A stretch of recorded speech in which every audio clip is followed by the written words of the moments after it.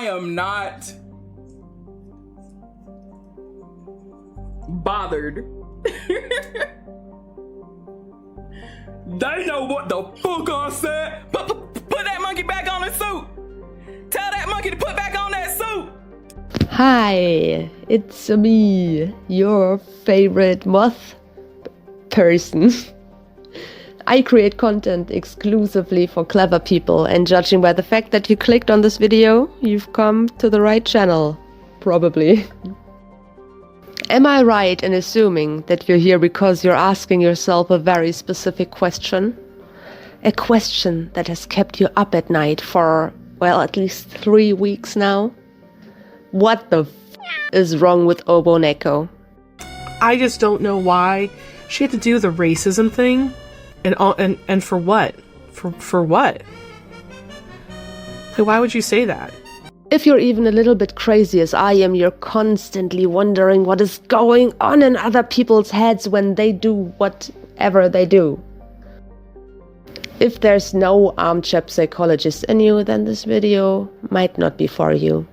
Unless you just want to listen to my ridiculous accent while I throw wild guesses and assumptions into the air. This is really just for entertainment purposes. It's not a in defense of OwONekko video, nor is it meant to bash them in any way. This video aims to explore why OwONekko did what they did and the social and psychological mechanisms behind it. I studied to become an occupational therapist, which in no way is an equivalent to a psychologist or psychiatrist, but psychology was a significant part of my education.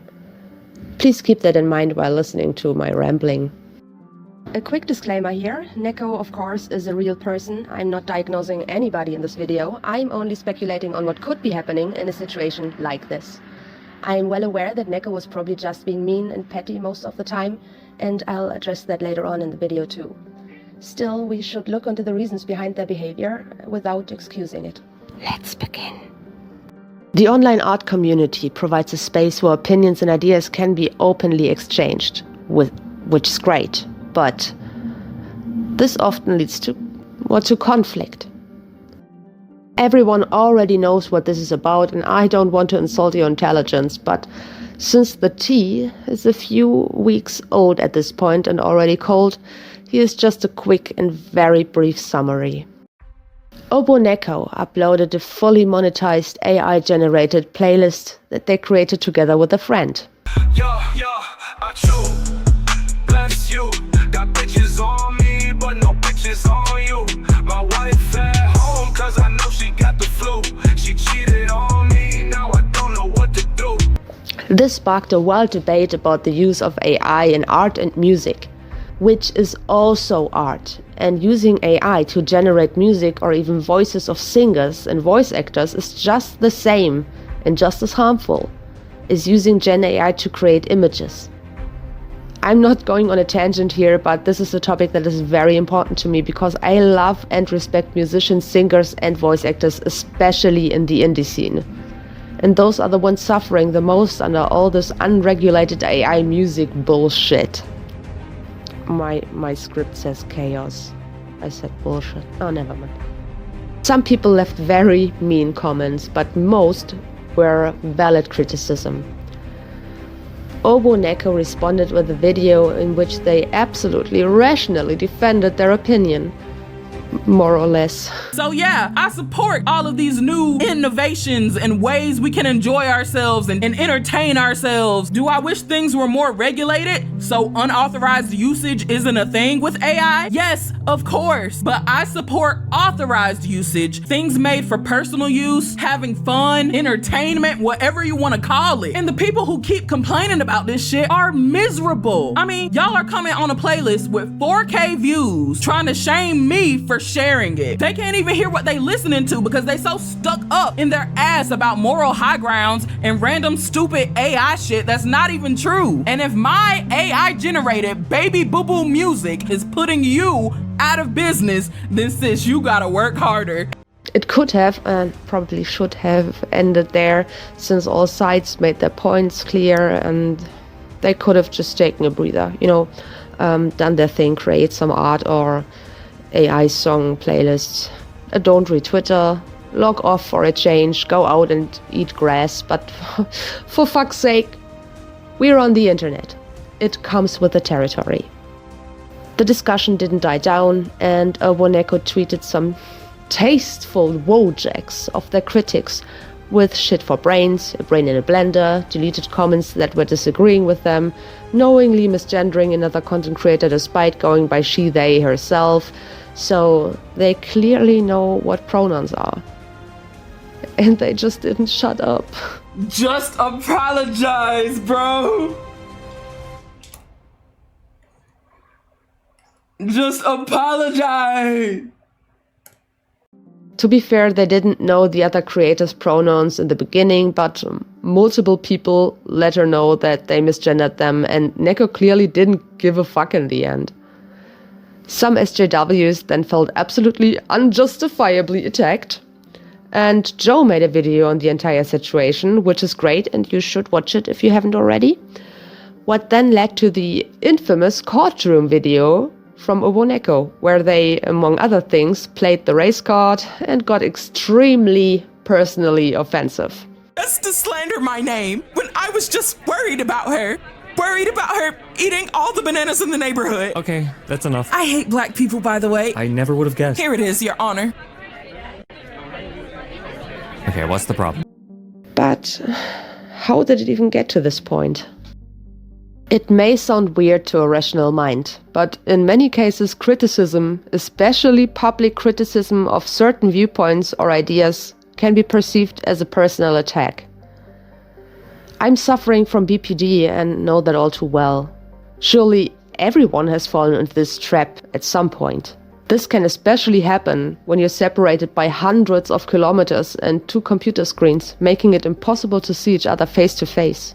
Just a small, harmless example. I once referred to another artist's style as unconventional.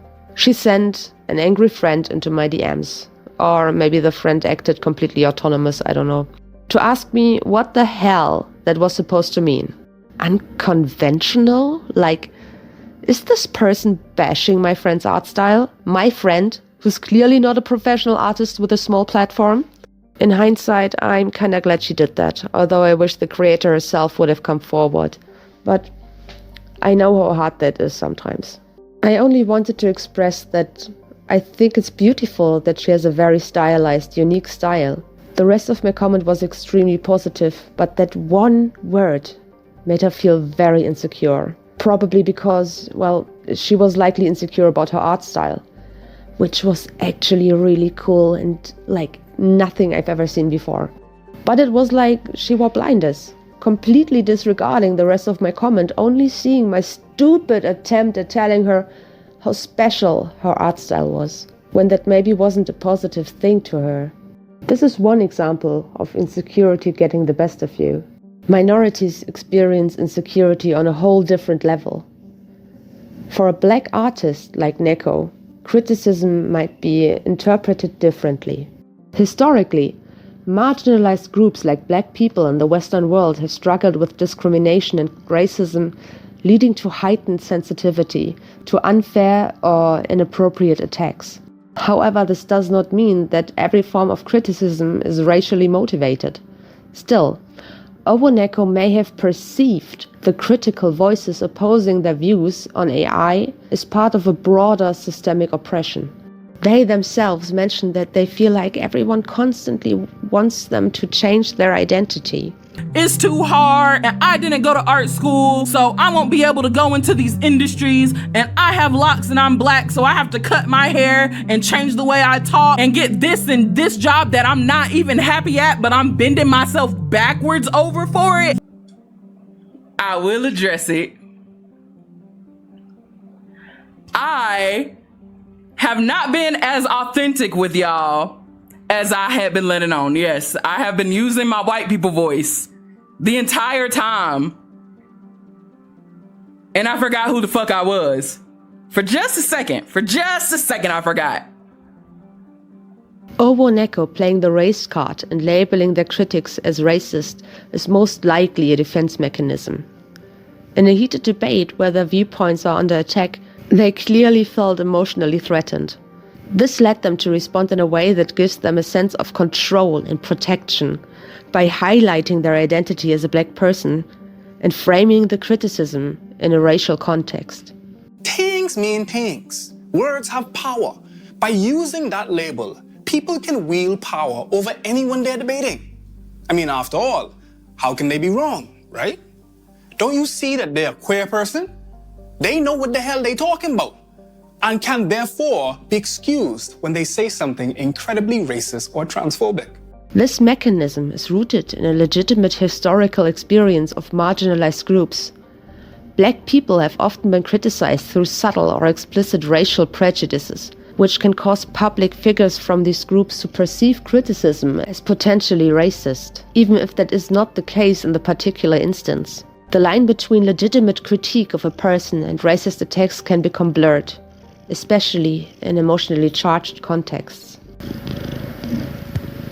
Baby girl, I think your purring is really loud right now. Can you quiet down a little?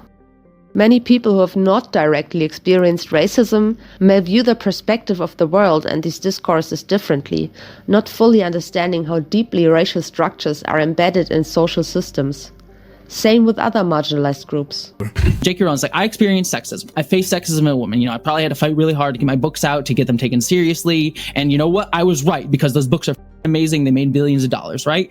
And so she's like, I know what sexism is, and I've seen it. And so when other people come to her and say, this is fucked up what you're saying about trans people, she then views that as sexism because it feels the same, because she doesn't recognize the difference between the dominant culture and people in power attacking her versus people below her, because again, she only has one intersection of marginalization.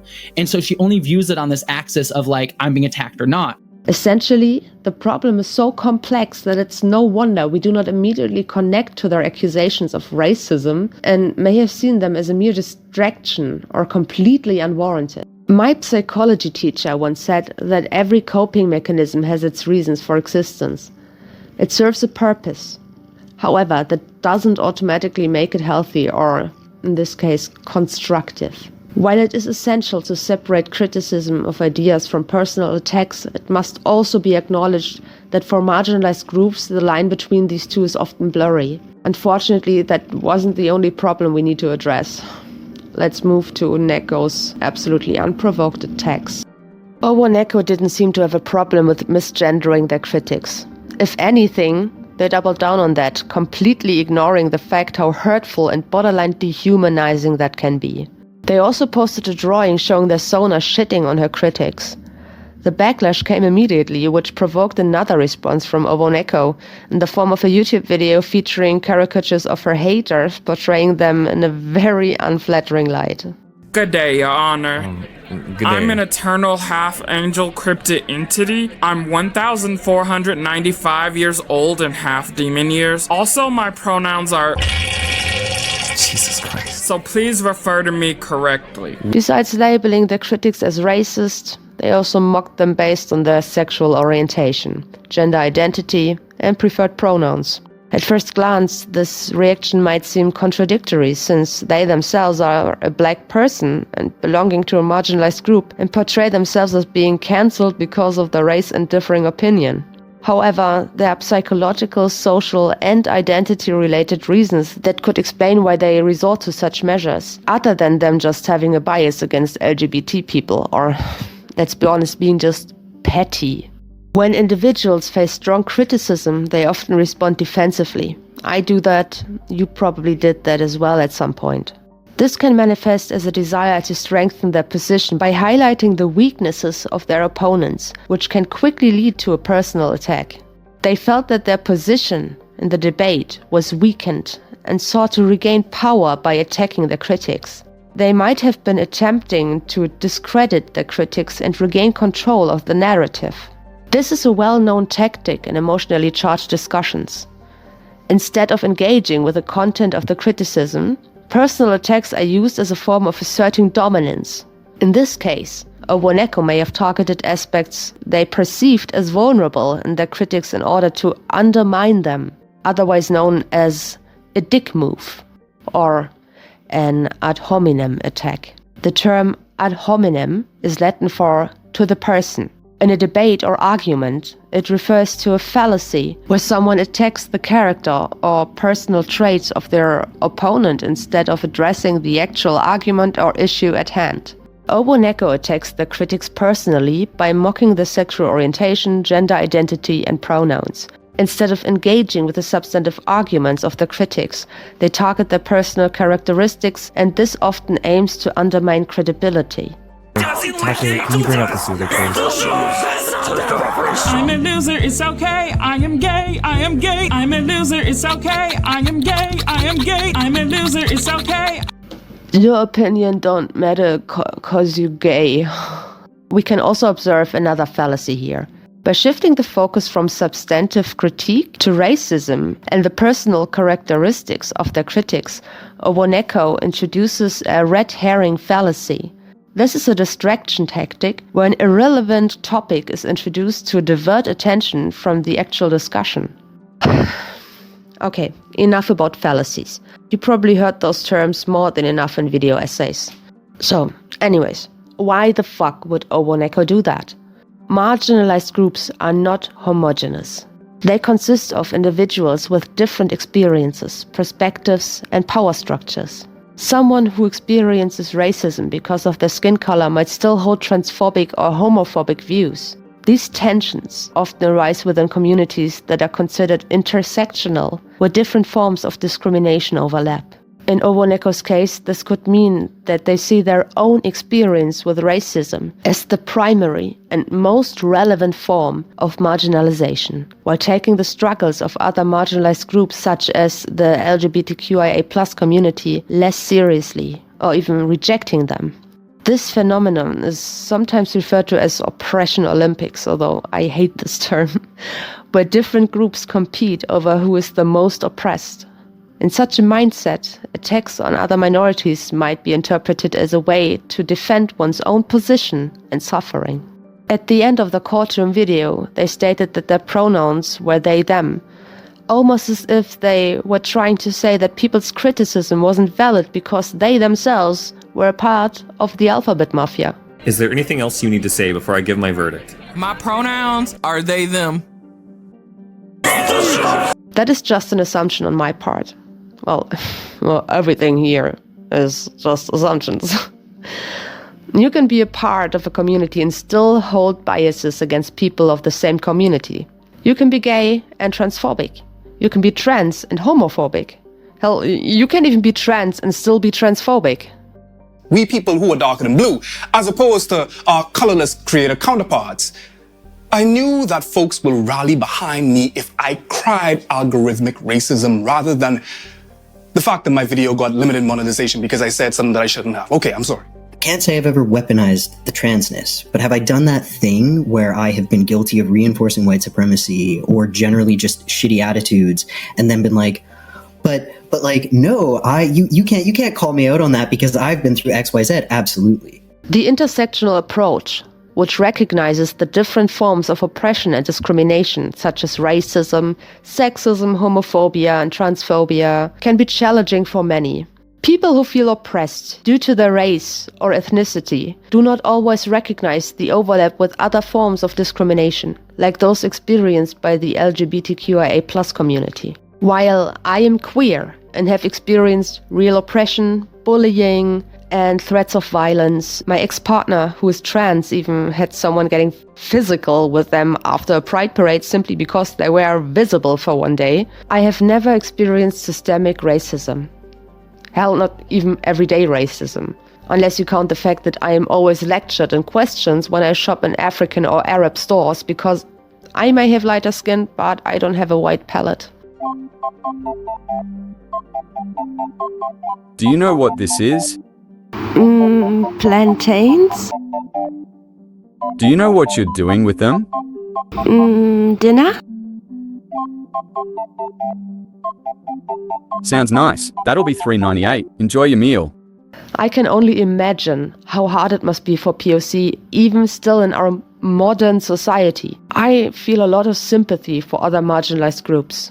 OwONekko might mock their critics' sexual orientation and gender identity because they feel no real strong connection to or sympathy for the struggles of these groups.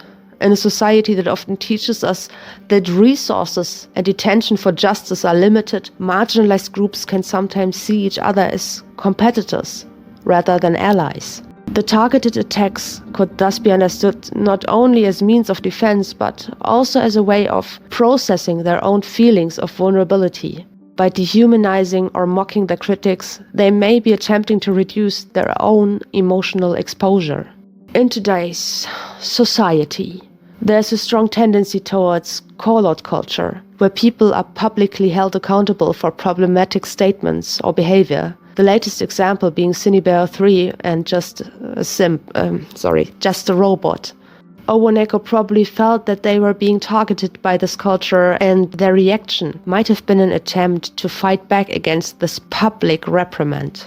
I know some of you may be wondering why I'm making this into a social-political discussion. But that wasn't me, okay? That was OwONekko. They decided to take this one thumbnail that exaggerated or depicted the essence of her words and claimed Jouusta put words into their mouth and decided to do the same. Theirs says it's me saying AI is good. I said I was neutral. Look. So since she wanted to lie on me, since she wouldn't lie on me, putting words in her mouth. See the vision? It's not the same. And make it into a discussion about racism, gender, and bashing the LGBTQIA+ community. This case shows how important it is to remain sensitive and reflective in intersectional discussions. Solidarity between marginalized groups is crucial to fighting structural injustices, but this requires overcoming internal tensions and biases. OwONekko has behaved absolutely immaturely. Big shocker. That's certainly not an unpopular opinion. You can tell just by their subscriber count, which has been steadily declining since their statement video. Their reaction was exaggerated, offensive, disgusting, and likely born from a deep-stated insecurity, but that does not excuse it in any way. I feel like from their perspective they were kicking down, but from mine their level was so low at this point that even with a fully extended lotus kick they wouldn't have hit an ankle. Perhaps they hope to emerge from this drama not only unscathed, but also to gain a few subscribers and supporters in the process. Because let's be honest, their art is good. Their video was well produced, and their talent and skill was absolutely wasted on it. Even when you feel attacked, you don't have to bite back immediately, Neco. You're not a rabid dog. Try to think a bit more rationally. You're old enough. Be your authentic self. You don't have to act white or change for other people or even change your opinion. You are loud and spicy, and that's cool, but your attitude was... It just wasn't it. It wasn't. And to the critics, you don't have to turn the other cheek when you feel treated unfairly. It's not right that their fans are being used as a vent for overflowing emotions. Yes, Neco, even or especially, in my opinion, your fans are allowed to criticize you and voice their own opinion and still be your fans. However, your reaction may have even scared away the most well-meaning fans. Depicting them with their brains in a blender and everything is Onision level of depravity. But I think we can learn a lot from this situation. Boy, I'm sure glad that's over with. Me too! Yeah, but you know, I learned something today. And I hope that future Neco draws the right conclusions from this drama. Before passing judgment or reacting, you should try to understand the perspective of others. We are not a conservative mob who hates change and AI because it's new and scary. Empathy could help clear up misunderstandings and contribute to a respectful dialogue. This isn't about the use of AI anymore, even though that's how it started. Understanding the experiences and challenges of other marginalized groups can help foster a more empathetic dialogue. Marginalized groups should strive to support one another instead of discriminating against each other. Neco playing the race card was so... I would really call it highly problematic. Toni Morrison once said, if you don't know her, she was an Afro-American author who was awarded the Nobel Prize in Literature. As far as I know, she even was the first black author to ever receive that award. She said, "The function of racism is distraction." This statement highlights how racism operates to divert attention from important issues and block progress, both individually and collectively. When she says this, she means that racism is designed to waste the time and energy of those affected by it, forcing them to constantly respond to false claims, defend their humanity, and prove their worth, rather than focusing on their own growth, creativity, and achievements. In this case, however, I believe OwONekko used it as a distraction, just like she weaponized hateful rhetoric to divert attention from the fact that they can't handle the pressure of their fans calling them out on their bullshit. But you know what? We, as human beings, are better than that. Dogs dream of their own experiences, and their own experiences only. They see the world in black and white, without even being able to imagine another spectrum of colors and emotions. But we, as people, are capable of empathizing with other people. Unfortunately, we make use of this ability far too rarely. Shields create rifts where there should be solidarity. We need to encourage dialogue, self-reflection, and less virtue signaling anger for the tiniest of details. So, while we hold ourselves and each other accountable, we should understand how marginalized identities have historically interacted and how people are unique and multifaceted, which sometimes means taking a step back. Not every marginalized person in their community is fit to represent their entire group or speak on its behalf, because people aren't monoliths. And people shouldn't use their labels as a means of deflection. After all, a platform is not a right, it's a privilege, and it comes with a responsibility that not everybody can handle. In closing, I would like to quote Kafka. "When you stand in front of me and look at me, what do you know of my griefs that are in me? And what do I know of yours? And if I were to cast myself down before you and weep and tell you, what more would you know about me than you know about hell when someone tells you it is hot and dreadful?